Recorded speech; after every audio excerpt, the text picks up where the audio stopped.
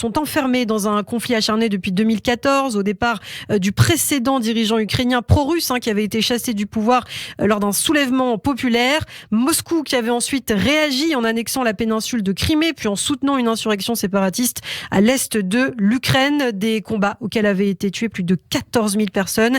Depuis, si un accord de paix a été négocié en 2015 pour mettre fin aux batailles, les efforts pour parvenir à un règlement politique sont au point mort. C'est extrêmement compliqué. Moscou qui s'estime parallèlement menacé par l'expansion de l'OTAN depuis 20 ans et par le soutien occidental à l'Ukraine.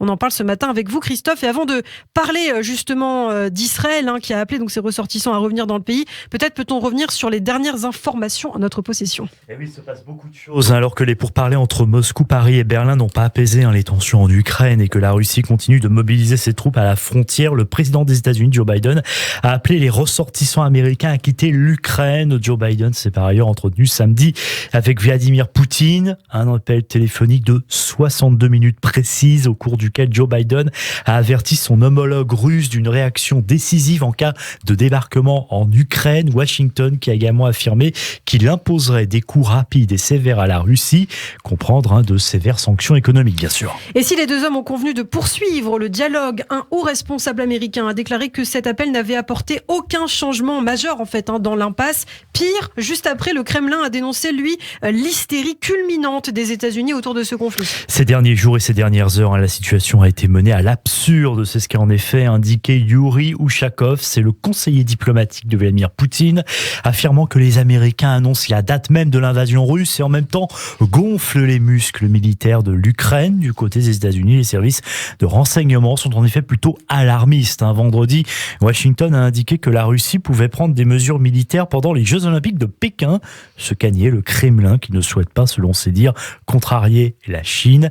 Vladimir Poutine a indiqué que les déclarations de Washington étaient des spéculations provocatrices. Quoi qu'il en soit, les chiffres semblent sûrs. Plus de 100 000 soldats ont bel et bien été déployés par la Russie aux frontières ukrainiennes. Moscou mène par ailleurs des manœuvres en mer Noire et en Biélorussie, encerclant de facto son voisin pro-occidental.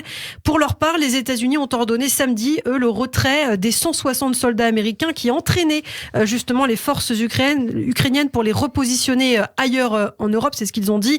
Une décision qui témoigne, selon certains observateurs, d'une certaine fébrilité. Alors, est-ce que les États-Unis, Christophe, auraient courbé les chines ? Non, il s'agirait en fait d'une décision prise par prudence, selon le porte-parole du Pentagone, John Kirby, qui a affirmé que Washington gardait à l'esprit la sûreté et la sécurité des effectifs et que la décision ne constituait pas un changement dans la détermination des États-Unis à soutenir les forces ukrainiennes, mais il s'agit bien effectivement d'un départ. Ces réservistes de la garde nationale américaine effectuait depuis 7 ans des rotations pour former et entraîner l'armée ukrainienne aux côtés de soldats d'autres pays de l'OTAN.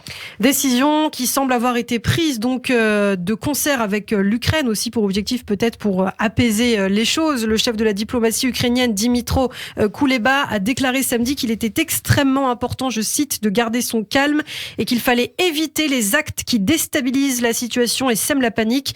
Le ton reste ferme toutefois. Les forces armées ukrainiennes, dit-il, suivent la situation et sont prêtes à riposter à toute atteinte à l'intégrité territoriale de l'Ukraine. Les avertissements américains quant à une attaque imminente de la Russie contre l'Ukraine provoquent la panique et n'aident pas. C'est ce qu'a aussi dénoncé samedi le président ukrainien Volodymyr Zelensky. Actuellement, le meilleur ami de nos ennemis est la panique dans notre pays. C'est ce qu'a affirmé le chef de l'État ukrainien alors que dans les rues de la capitale, plusieurs milliers de personnes ont manifesté leur unité face aux craintes d'une invasion russe, scandant « Gloire à la nation, mort aux ennemis » ou encore « Les Ukrainiens vont résister ». En tout cas, tout comme Israël, et on va en parler dans un instant, alors que l'ambassade américaine en Ukraine a ordonné le retrait de son personnel non essentiel. Samedi, la France également a conseillé à ses ressortissants de différer leur déplacement dans le pays. Dans le contexte des tensions créées par la concentration de troupes russes aux frontières de l'Ukraine, il est formellement déconseillé de se rendre dans les zones frontalières du nord et de l'est du pays. C'est ce qu'a écrit le Quai d'Orsay sur son site. Oui, la France qui rejoint en fait cette longue liste des pays qui ont donc fait des annonces similaires ces derniers jours. Les États-Unis, le Japon, le Royaume-Uni, Royaume-Uni, la Belgique, le Luxembourg, l'Allemagne, l'Italie, le Canada et aussi la Hongrie où l'on s'inquiète des centaines de milliers de réfugiés ukrainiens qui pourraient fuir de l'autre côté de la frontière dans le pays. Quoi qu'il en soit, l'Union européenne a recommandé un vendredi au personnel non essentiel de sa représentation à Kiev de quitter l'Ukraine pour télétravailler depuis l'étranger. Et oui, tout le monde observe cette situation de très près. Et puis en Israël aussi, on cherche à évacuer le plus grand nombre possible d'Israéliens du pays d'ici demain mardi. Samedi, le Premier ministre Naftali Bennett a appelé les citoyens israéliens à quitter immédiatement l'Ukraine. À Jérusalem, on s'active car on estime que la fenêtre d'évacuation des citoyens dans le pays se referme rapidement et qu'elle ne sera plus ouverte dès mercredi matin. Ça presse quand même au total. Rappelons qu'il y a environ 4500 Israéliens enregistrés auprès de l'ambassade d'Israël en Ukraine pour une population globale d'Israéliens estimée à 10 000, 15 000 personnes. Oui, c'est important de rappeler ces chiffres. Le ministre des Affaires de la Diaspora, Narman Shaik, a déclaré d'ailleurs qu'Israël devait en effet commencer à préparer des plans pour l'immigration d'urgence des Juifs d'Ukraine en cas d'invasion russe. Ainsi, les compagnies aériennes israéliennes ont d'ores et déjà augmenté les vols vers l'Ukraine pour faciliter l'évacuation.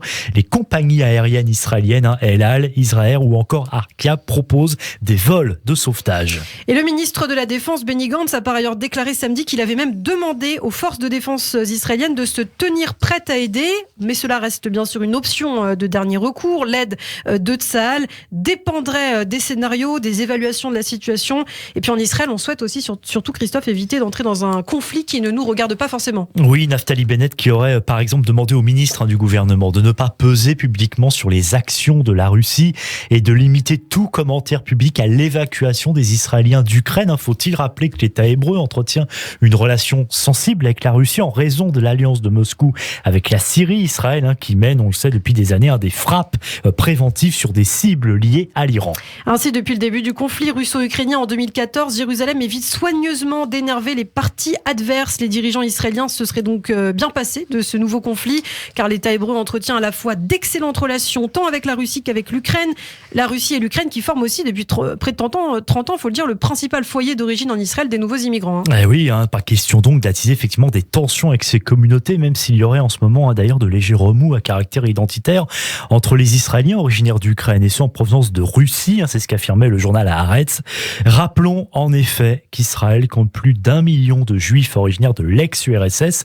C'est tout de même 16% de la population juive israélienne et qui ont pour la plupart donc immigré, fait leur alia au début des années 1990. Le sujet reste donc épineux pour Israël car derrière l'Ukraine se trouvent les États-Unis et donc le véritable dilemme de l'État juif tiraillé entre sa loyauté envers l'allié américain et sa coopération étroite avec Moscou. Reste à savoir si Jérusalem pourra rester neutre encore longtemps.